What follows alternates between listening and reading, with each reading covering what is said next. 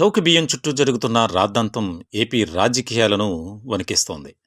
Seize the ship అంటూ కాకినాడ పోర్టులో deputy CM మొదలుపెట్టిన బియ్యం గొడవ ఇప్పట్లో సద్దుమణిగేలా లేదు.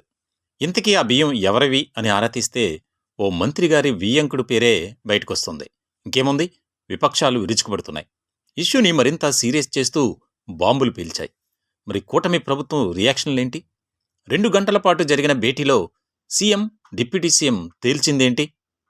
డిప్యూటీ సీఎం పవన్ కళ్యాణ్ మొన్న కాకినాడ పోర్టులో హల్చల్ చేసి షిప్పుల్లో జరిగిన తనిఖీలపై రాజకీయ రగడ చల్లారనే లేదు. రేషన్ బియ్యం అక్రమ రవాణా అనేది ఎప్పటినుంచో జరుగుతున్న సిండికేట్ వ్యవహారమని, ఇందులో లోకల్ టు గ్లోబల్ అనేక మంది చేతివాటం ఉందని ఆరోపణలు వస్తున్నాయి. ఇదంతా మంత్రికి తెలిసే జరుగుతుందంటూ బాంబు పేల్చింది వైసీపీ. అలాగే పవన్ టూర్పై కొత్త సందేహాలను వ్యక్తం చేస్తుంది వైసీపీ. స్టెల్లా షిప్ను జల్లెడపట్టారు సరే, కెన్స్టార్ షిప్ను ఎందుకు వదిలిపెట్టారు అనే లాజిక్తో ముందుకొచ్చారు మాజీ మంత్రి పేర్ని నాని. కెన్స్టార్ షిప్లో 42,000 టన్నులు బియ్యం ఉందంటూ బాంబు పీల్చారు. ఆర్థిక శాఖ మంత్రి వియ్యంకుడు షిప్పు కనుకనే దాన్ని ఉపేక్షించారంటూ మండిపడ్డారు. ఆ షిప్ను పవన్ ఎందుకు విజిట్ చేయలేదంటూ ఫైర్ అయ్యారు. ఈ స్టెల్లానే సీజ్ చేయమని అడుగుతున్నారు. ఈ స్టెల్లా పేరు కాకుండా ఇంకోటి కెన్స్టార్ అని ఒకటి ఉంది సముద్రంలోనే. ఆ కెన్స్టార్ దగ్గరికి మీరు ఎందుకు ప్రదక్షిణ చేయలేదు? దాని దగ్గరికి వెళ్ళి ఆ కెన్స్టార్ ని సీజ్ ద షిప్ అని ఎందుకు అనలేదు? I will talk to the central government అని అక్కడికి వెళ్ళి ఎందుకు అనలేదు? అన్నారు. ఎందుకు అనరంటే ఈ స్టెల్లాలో అసలు ద్వారంపూడి చంద్రశేఖర్ రెడ్డి కానీ వాళ్ళ తమ్ముడు కానీ ఎవడి బియ్యం లేవు. నీకు చెప్పాడని పరిగెత్తుకెళ్లారు. సరే, మీ ఇష్టం, దాన్ని ఎంక్వైరీ చేయండి. మీరు సీజ్ చేస్తారో మీ చేతనం చేయండి. ఏబిఎన్ రాధాకృష్ణ గారేమో సీజ్ చేసే అధికారం ఎవరికి లేదు. బియ్యం అనేది స్మగుల్ గూడ్స్ కాదు. స్మగుల్ గూడ్స్ ఉంటే మాత్రమే షిప్ లో కస్టమ్స్ వాళ్ళు సీజ్ చేసే అధికారం తప్పితే ఇంకెవరికి లేదు. అది బియ్యం స్మగుల్ గూడ్స్ కాదని ఆంధ్రజ్యోతి రాధాకృష్ణ గారు కొడుతున్నాడు టీవీలో. ఏంటి డ్రామా, ఏంటి సినిమా, ఏంటి? ఎవరిది డ్రామా? రాధాకృష్ణ గారిది డ్రామానా? పవన్ కళ్యాణ్ గారిది డ్రామానా? చంద్రబాబు నాయుడు డ్రామానా? ఎవరిది డ్రామా ఇది?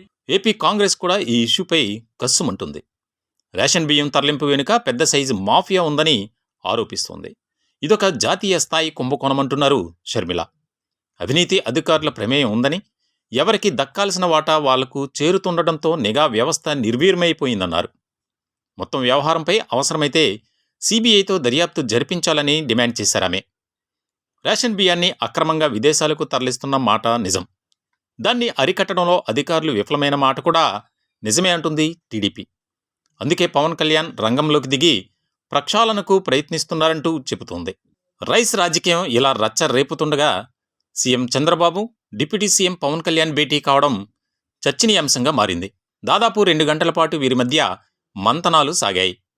పాలనాపరమైన అనేక అంశాలతో పాటు రాజకీయ అంశాలపై కూడా సుదీర్ఘ చర్చ సాగినట్లు తెలుస్తోంది.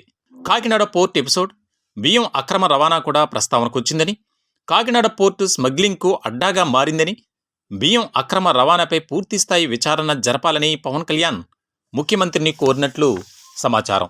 ఇటు పోర్టుల నుంచి చౌక బియ్యం అక్రమ తరలింపును అరికట్టడంపై ఏపీ సచివాలయంలో మంత్రులు నాదెండ్ల మనోహర్, అచ్చెన్నాయుడు కూడా సమీక్షించారు.